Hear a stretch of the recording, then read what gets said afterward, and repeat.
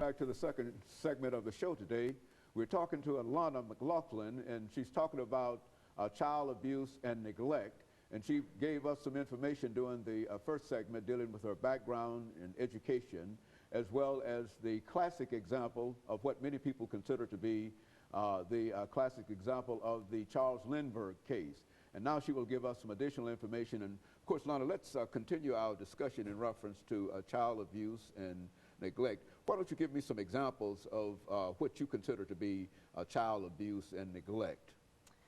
Well, I want to go far back to 1813. I'm sure nobody watching this will remember this, but in 1813, Anne Poole and her husband James Poole were at home sleeping when their daughter Margaret Poole was kidnapped by Nancy Gamble with the help of Marie Thomas. Now, the next morning they discovered that Margaret was not in her crib, so they went to the Baltimore the newspaper, and then they went to that, and then they used their publicity of the kidnapping to help spread the word about Margaret's disappearance.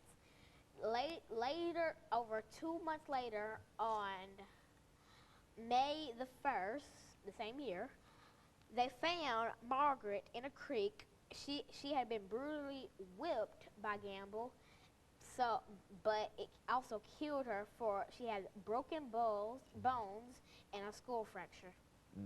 Now, the next case I would like to talk to is a case I'm sure a lot of people are familiar with.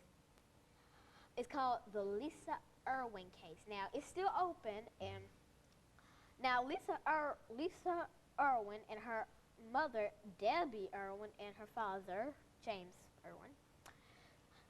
James Irwin left for his work at approximately 5:40 on October the 5th. Now, Debbie, the mother, was still at home with her two sons, Michael Irwin and Bradley Irwin. Now, they were home, and so they decided to have dinner with a neighbor, for their father was gone. So they invited the neighbor, and as the mother, at approximately like 6:40, the mother was making dinner for the neighbor and her two sons. Okay, so when the boys got done eating, they went to go watch a movie, so it was only Debbie and the neighbor. Debbie admits she had several glasses of wine, and she felt a little drunk, so she went to bed. So when James came back home at 3:45 a.m. the next day, he went to the master bedroom, and apparently Michael had a nightmare, so he was in the master bedroom, and Bradley explained everything that happened. So Michael was in the master bedroom with his mother, Debbie. So he went to baby Lisa's room, which they called her Pumpkin Pie. So he went to Pumpkin Pie's room, and apparently he saw that she was not in her crib, but her favorite stuffed animal, Barney, was still in her crib, and her bottle was on the floor. James started to panic, and he woke everybody up. Then he called the 911 on a work phone that he used, and as soon as the police arrived, 50 men searched the woods approximately behind their house, and 50 other men searched all the house. So Debbie took a lie detector test, and she failed, but they didn't give James a test for, they verified his whereabouts. So my theory is that the neighbors probably had something to do with this, because they left out, they didn't say where the neighbors were when Debbie went to bed. The two boys, before Debbie started making dinner, she put Lisa down because she was a bit fussy that day.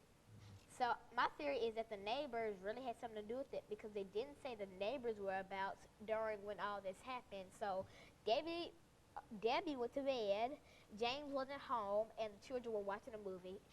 And my theory is that somebody across the street had something to do with it, because Debbie left the computer room's window open, and their theory is that the criminal or whoever did it got through because that window was open. But now you would admit, Lana, that this case is so extraordinary, but this is quite a recent case, and I understand you also told me that this case was still open. Now, what do you mean by that? This case started on October the 5th, and it is still open because they're still investigating what happened. And if you read People magazine, the latest issue has baby Lisa on the cover, so you should check out People magazine, for it will tell you all the things that I have told you about it on that magazine. Now, that's another classic example of child abuse and neglect. Now, why don't you think in terms of some of the child abuse that you might be familiar with in terms of people at your school? Do you know any young people at your school who look as if they have been abused, and if so, what are some of the characteristics that you find in reference to these children? Well, there is this one kid at my school. He never really talks. He usually sits on his desk, and when I come over to say hi to him, he's quietly sobbing in his arm. And I noticed on his arm there were blood scratches all down his arm. And I asked him what happened, and he claimed that his dog attacked him, but I really think something is up. So I took him to the guidance counselor, and we're still trying to figure out if he's okay or not. Again, that's an example of what you're doing at your school. And also, I understand that you've established a bullying club at your school for young people who, because we're saying that not only do parents abuse children, but children abuse children. Is that correct? Say something about that. Well, bullying is it's commonly child abuse, and parents abuse their children too, so bullying is a part of child abuse. I've seen people get pushed down, people get kicked, people get smacked. I've really seen it all at my school. And I've seen it everywhere. I've seen it on the streets. I've seen people get gunned down, and it's sad to see, because what if they're going through enough things at home? You just got to add to their pain, add to their plate. Very good. And of course, Lana, we're getting ready for our second commercial break here, and you've given us quite a bit of information about classic child abuse and some of the classic cases in reference to child abuse. And not only that, you've even opened up some cases that are even being investigated today, and given your theories in reference to it, and et cetera. And I want you to know that we certainly appreciate that. But now, when we come back during this last segment, we're going to have to deal with what we might consider the classic kind of child abuse that you talked about earlier, and then we're going to deal with some of those issues involved. And we'll be back with our audience following this very, very short commercial break. Welcome back to this final